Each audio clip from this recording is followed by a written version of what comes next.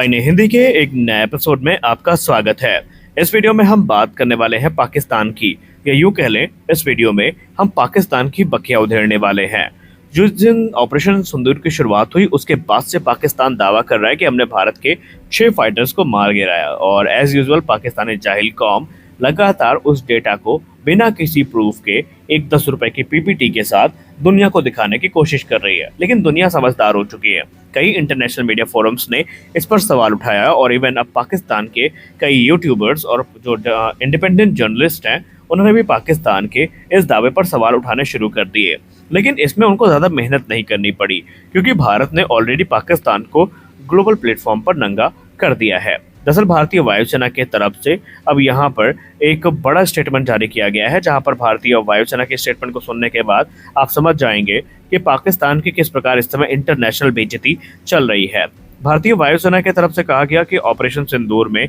जो स्ट्राइक्स थी वो सक्सेसफुली पूरी कर ली गई हैं, और ऐसे में बिना किसी इंडियन एसेट के लॉस के ये एक्सरसाइज एग्जीक्यूट करी गई हैं। इसमें हमारे सर्वेलेंस प्लेटफॉर्म पूरी तरीके से सुरक्षित हैं, डिलीवरी प्लेटफॉर्म्स भी पूरी तरीके से सुरक्षित हैं, और हमने यहाँ पर मॉडर्न इंडिजिनस टेक्नोलॉजी का यूज़ किया है। पाकिस्तान पर स्ट्राइक करने के लिए लॉन्ग रेंज के ड्रोन्स और प्रिसीजन गाइडेड म्यूनिशंस का इस्तेमाल किया गया है, और जो स्ट्राइक्स थी ये हाईली इफेक्टिव थी, और कुल मिलाकर के इनको सक्सेसफुली कंप्लीट कर लिया गया है। इंडियन एयरफोर्स की तरफ से अगली बात जो कही गई ये पाकिस्तान के लिए एक हार्ट अटैक से कम नहीं होने वाली है। दरअसल इंडियन एयरफोर्स ने यह भी कहा कि उन्होंने पाकिस्तान में जो Chinese supplied air defence system है उनको पूरी तरीके से बाईपास किया, जैम किया, और मिशन को सिर्फ 23 मिनट के अंतराल में पूरा कर लिया। यानी कि 23 मिनट में पूरा का पूरा जो मिशन है वो एग्जीक्यूट कर लिया गया, और ये भारत के जो टेक्नोलॉजिकल एज है उसको दर्शाता है। सबसे महत्वपूर्ण बात तो ये है कि पाकिस्तान अभी तक कोई भी क्लेम प्रोड्यूस नहीं कर पाया है, और अब यहाँ पर मीडिया पे चर्चाएं तो ये भी हो रही हैं कि पाकिस्तान जो क्लेम कर रहा है कि हमने भारत के तकरीबन 4 से 5 फाइटर एयरक्राफ्ट मार गिराए, अब धीरे धीरे कहीं उससे पर्दा उठने वाला है, और ये शायद वो अपने ही फाइटर्स के बारे में बोल रहे थे जिनको उन्होंने समझने में गलती कर दी। क्योंकि हाल ही में आपको याद होगा इंडियन बॉर्डर्स में एक एयरक्राफ्ट का मलबा मिला है, जिसको लेकर पाकिस्तान पहले ये क्लेम करता था कि वो भारत के मिग 29 है या फिर सुखोई 30 MKI है। लेकिन जब उस मलबे को रिकवर किया गया तो आर्मी ने खुद उस चीज़ को आइडेंटिफाई किया कि वो मलबा जो है वो किसी इंडियन फाइटर का नहीं है, बल्कि वो मलबा खुद पाकिस्तानी जहाज का है जो कि मिराज 5 है। और यही नहीं, इंटरनेशनल मीडिया भी ये मानती है कि पाकिस्तान कहीं ना कहीं मिस आइडेंटिफाई कर चुका है चीज़ों को, और धीरे धीरे जो मलबे मिलेंगे उनसे तस्वीरें क्लियर होंगी। देखिए एक चीज़ आप समझ लीजिए अभी से, इससे पहले कि आप कमेंट सेक्शन में प्रश्न करें, अगर इंडियन साइड में मलबा गिरा होगा तो निस्संदेह रात से पर्दा आज नहीं तो कल खुलेगा, क्योंकि इस समय तलाशी अभियान जारी है बॉर्डर के आसपास के इलाकों में कि क्या क्या चीज़ें रिकवर हो रही हैं। क्योंकि हमें बड़ी संख्या में जो तुर्किश ड्रोन्स हैं वो मिले हैं, पाकिस्तान में मिसाइल और ड्रोन्स के मलबे मिले हैं, एक एयरक्राफ्ट का मलबा मिला है, और संभावित है कि आने वाले भविष्य में हमें और भी बड़े जो इस रहस्य से पर्दा उठता है वो दिखाई पड़े। क्योंकि पाकिस्तान के अनुमान से कहीं अधिक जो स्ट्राइक है भारत की तरफ से करी गई हैं। रिपोर्ट्स तो ये भी दावा करती हैं कि इस स्ट्राइक में पाकिस्तान ने बड़ी संख्या में अपने जो एसेट्स हैं वो गंवाए हैं। जी हाँ, मीडिया रिपोर्ट्स दावा करती हैं कि भारत की तरफ से किए गए इस अटैक में पाकिस्तान ने तकरीबन 20% अपने इंफ्रास्ट्रक्चर का नुकसान उठाया है, और मल्टीपल F-16 और JF-17 थंडर्स के मार गिराए जाने की खबरें जो हैं वो भी सामने आई हैं। और ये बात खुद भारत के director general of air operations ने मीडिया से बात करते हुए कहा था कि हमें नंबर्स के बारे में पता है, लेकिन हम उस पर टिप्पणी नहीं करेंगे, बीतते समय के साथ आपको चीज़ें दिखाई पड़ेंगी। तो संभावित है कि ये चीज़ें अब होती दिखाई पड़ रही हैं। अगली रिपोर्ट में बात करने वाले हैं रूस से। रूस में डिफेंस एनालिस्ट इस समय ये मानते हैं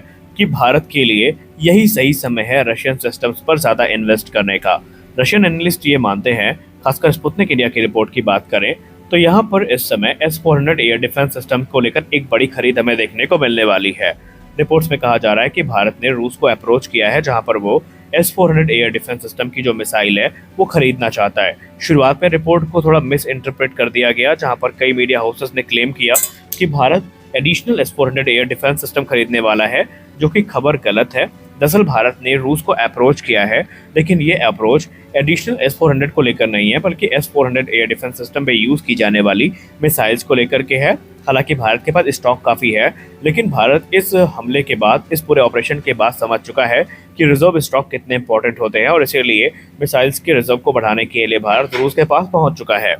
और हमें बहुत जल्दी एक जो डील है वो देखने को मिल सकती है। लेकिन इस समय जो रशियन मीडिया है और इंडियन स्पेस है ट्विटर के, वहाँ पर डिबेट जो है वो लगातार गहराती जा रही है और वो है भारत के एयरक्राफ्ट प्रोक्योरमेंट प्रोग्राम को लेकर, क्योंकि सोर्सेज इंगित कर रहे हैं कि भारत अब इस पूरे ऑपरेशन के बाद अपने फाइटर एयरक्राफ्ट एक्विजिशन को फास्ट ट्रैक करेगा और कुछ बड़े निर्णय हमें आने वाले 1 से 2 महीने में देखने को मिलने वाले हैं। हालांकि इस समय कहना जल्दबाजी होगी कि वो निर्णय एमआरएफए को लेकर के होंगे या फॉलो ऑन ऑर्डर्स को लेकर के होंगे, लेकिन एनालिस्ट ये मानते हैं कि भारत अगर लॉन्ग टर्म तक सुरक्षित रहना चाहता है और लॉन्ग टर्म तक अपने रिक्वायरमेंट्स को पूरा करना चाहता है तो भारत के लिए इस समय जो SU-57 प्लेटफॉर्म है ये एक बेस्ट ऑप्शन के तौर पर है। हालांकि राफेल बुरे नहीं है, राफेल ने अपनी परफॉर्मेंस का लोहा मनवाया है, लेकिन एक्सपर्ट्स मानते हैं कि भारत को अब फ्यूचर वॉरफेयर के लिए तैयार रहना होगा और पूरी दुनिया क्योंकि 5th जनरेशन फाइटर्स पर शिफ्ट कर रही है और जिस प्रकार पाकिस्तान की हालत हुई है, अब एनालिस्ट मानते हैं कि चाइना पाकिस्तान की ताकत को और बढ़ाने का प्रयास करेगा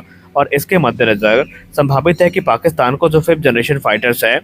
वो जल्द से जल्द देखने को मिल जाए और ऐसे में भारत को उनको काउंटर करने के लिए अपने इंडिजिनस प्रोग्राम को तो तेज करना ही होगा, लेकिन तब तक के लिए जो आंतरिक समाधान है उसके तौर पर जो SU-57 है वो एक बेहतरीन ऑप्शन के तौर पर सामने आ सकता है। हालांकि भारतीय वायुसेना की बात करें तो भारतीय वायुसेना ने आधिकारिक तौर पर अभी कोई पुष्टि नहीं करी है कि उन्हें कौन सा प्लेटफॉर्म चाहिए, लेकिन हाँ, अगर 5th जनरेशन रिक्वायरमेंट को हम ध्यान में रखकर आगे बढ़ रहे हैं तो फिर हमारे लिए SU-57 बेहतरीन ऑप्शन होगा। अब यहाँ पर इस स्टेटमेंट को सुनने के बाद अगर पाकिस्तानी व्यूअर्स हैं तो वो लगातार एक ही प्रश्न पूछेंगे, राफेल का क्या हुआ, अब राफेल पर बात क्यों नहीं होती? तो भैया सीधी बात है, यहाँ पर बात 5th जनरेशन प्लेटफॉर्म की हो रही है, क्योंकि अगर एमआरएफए में 5th जनरेशन एंट्री हो चुकी है तो फिर भारत के पास एक ऑप्शन है कि भारत 5th जनरेशन को कंसीडर कर सकता है। इसका बिल्कुल भी मतलब ये नहीं है कि भारतीय वायुसेना के लिए राफेल यूजफुल नहीं है। यूजफुल ना होते तो भारतीय नौसेना 26 की संख्या में उनको ना खरीदती, लेकिन अभी भी आपको बता दें कि राफेल फ्रंट रनर है और अगर 4.5 जनरेशन के एयरक्राफ्ट की बात की जाए